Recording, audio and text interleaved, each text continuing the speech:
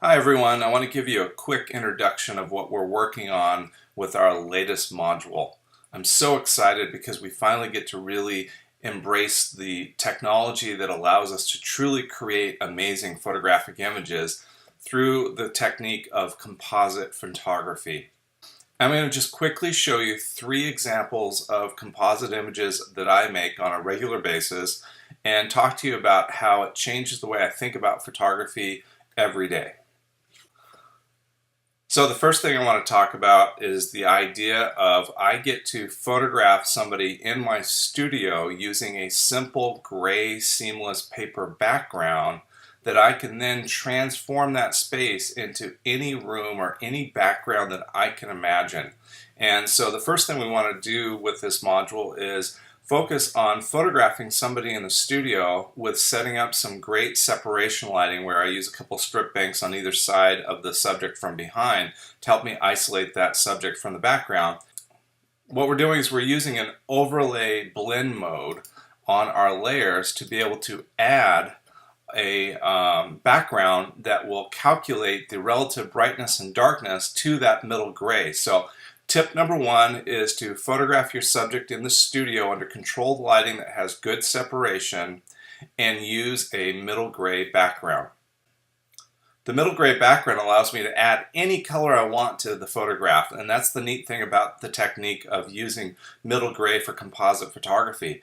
Take a look at this crazy background where I've added all these paint colors just with a simple overlay, and you'll notice the layer is set to overlay on the blend mode.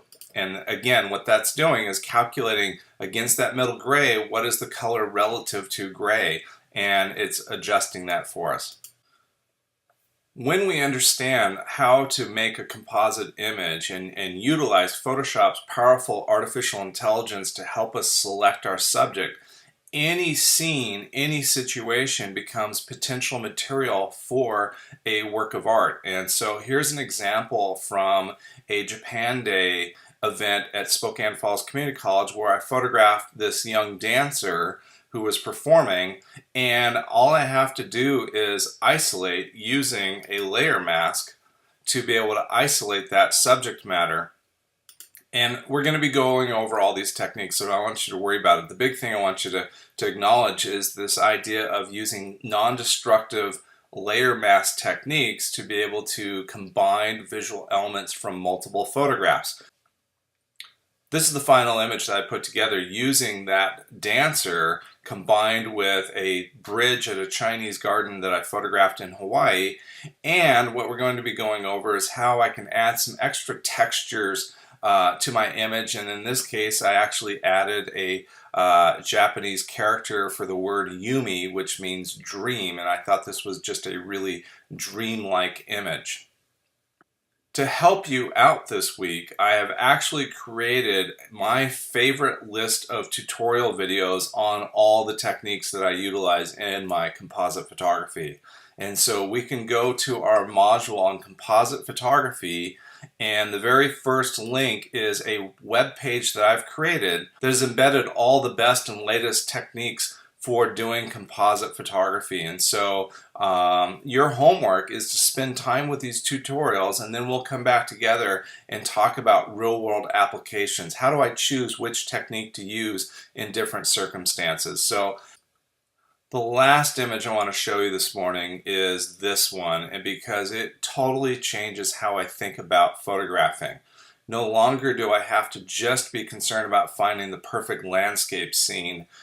Rather, I see individual elements that are part of an image library that I'm building that I know I can combine and make future images out of. And so here's an example of a image that's inspired by Chinese scroll landscape painting, very Taoist tradition of landscape painting, where I have the foggy background, I have the temple, and I have the birds, and I have different textures going on with this image.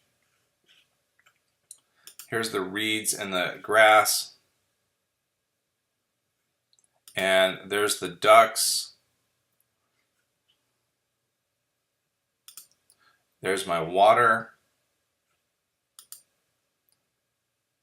And so I'm able to take images from about 5 different sources and combine them together into this composite image. So what I want you to focus on this week is this idea of let's photograph somebody against a gray background and experiment with all the creative options of changing backgrounds and changing scenes. And that means we get to go and photograph different rooms, different spaces, different locations with the idea of putting a person in that space. And then the remainder of the week, I want you to really focus on looking for visual detail shots that could be combined into a beautiful composite image.